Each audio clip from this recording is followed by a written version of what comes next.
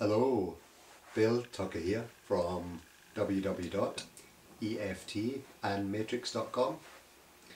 I'm going to talk a little bit about relationships.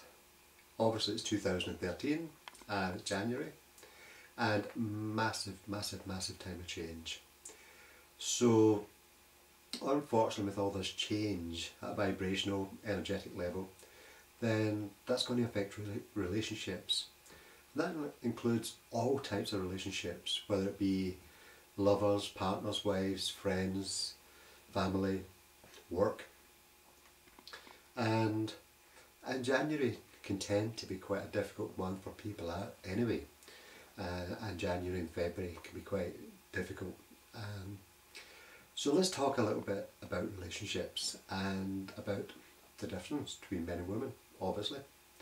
And different species, totally different species, and I'm sure we all know that. Let's talk a little bit about the issues that I work with. And obviously I use EFT, which is tapping on the acupuncture points to clear blockages. And when we're actually working, then most of the issues I work with are relationships. And obviously I specialise in trauma and also in illness and disease, whether it's minor or acute or chronic illness and disease, coming from a German New Medicine perspective.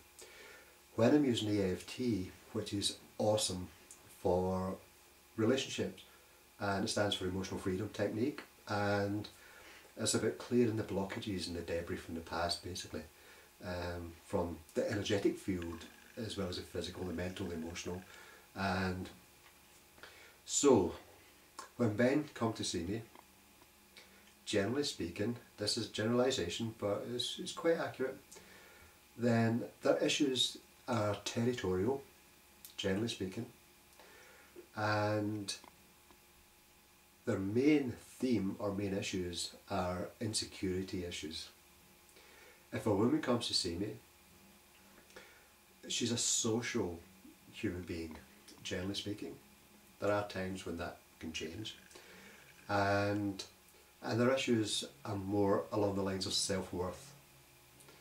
And obviously men can do anger better than women. Not always, but usually. And so really we are a different species, and the conflicts, the types of conflicts and how we perceive what happens is totally different. And for instance, when a conflict, a situation happens with a woman, she feels better talking to her friends about it. And that's the best thing to do, really. And to talk as soon as you can, as soon as something happens.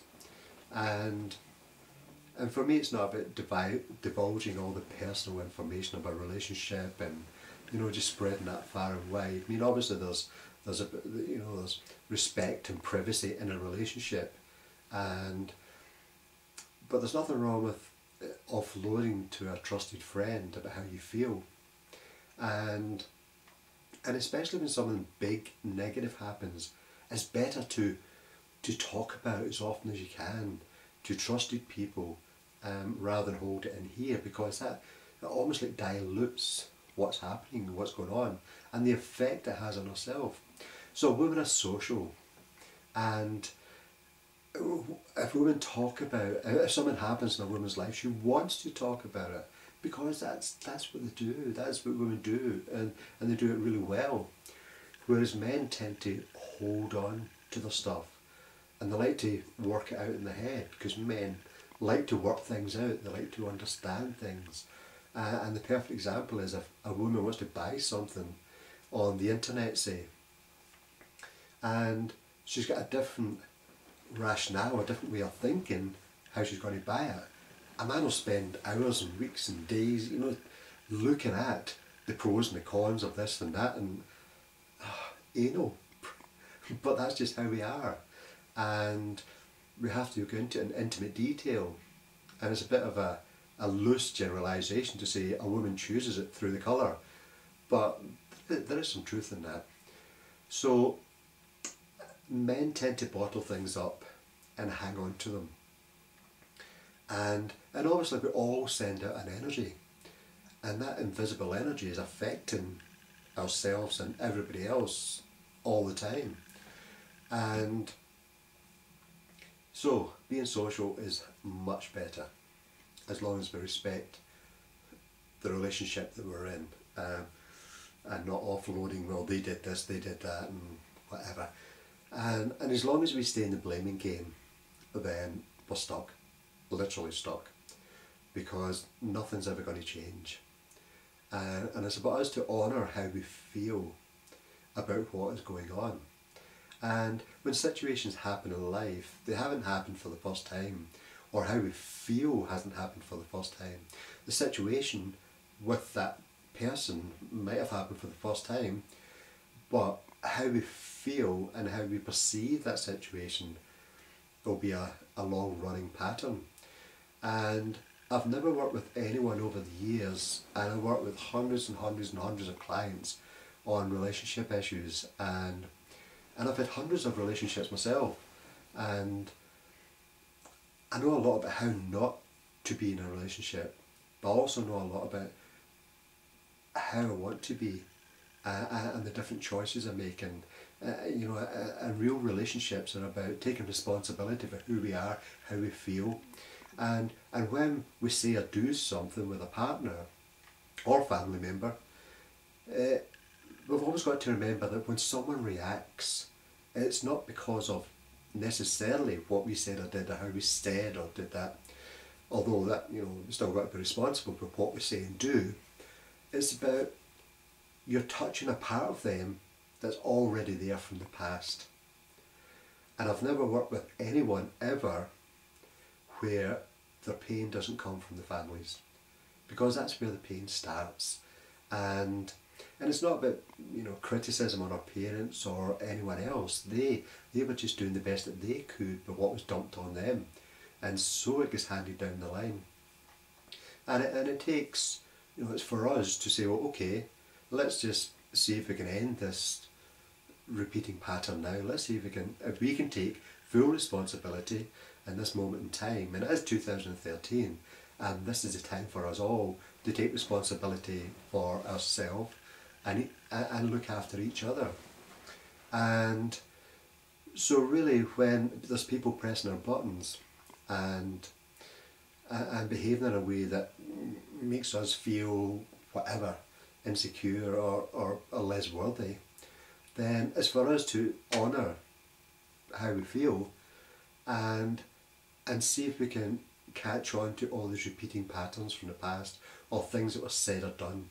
And especially the first 6-10 years of life, then the first 6 years of life is where our perceptions, our beliefs come from. And Bruce Lipton, the great cellular biologist, talks about this a lot. And those first 6 years, we're still in subconscious mind, and really we're like a big sponge soaking up everything from the environment, from our family, from our friends, and school, and everywhere we go. And that's our perceptions, how we view life. And especially the first 10 years, and then after that, we're always checking back in. Always, always, always. And this is how the body reacts, through that familiarity. And there's a lot of times, especially in families, where the families are causing a lot of pain. And people feel they should stay together because it's family. And I actually came the other way, where I left the family very young because I was just full of pain. And I'm not saying that's right. And I went back and healed my pain and made my peace and all these sort of things. Now, it's about working together to try and resolve some of these conflicts that are going on, and just how people relate. And when men are territorial, then there's going to be this territorial friction in a household. And because the women are social, and so there's lots of stuff going on. And so I just want to say, just bear in mind that when things are happening in life in the present tense, women, fantastic, talk about it. Men, do the best you can. Thankfully there's a lot of men nowadays who are able to talk about things, and it's awesome, fantastic. And just find some way to heal the pain from the past. So present tense, and then heal the pain from the past relationships, the past family stuff, and do our best to let it go. And that way we'll attract nicer people into our life, and things will happen in a more gentle way.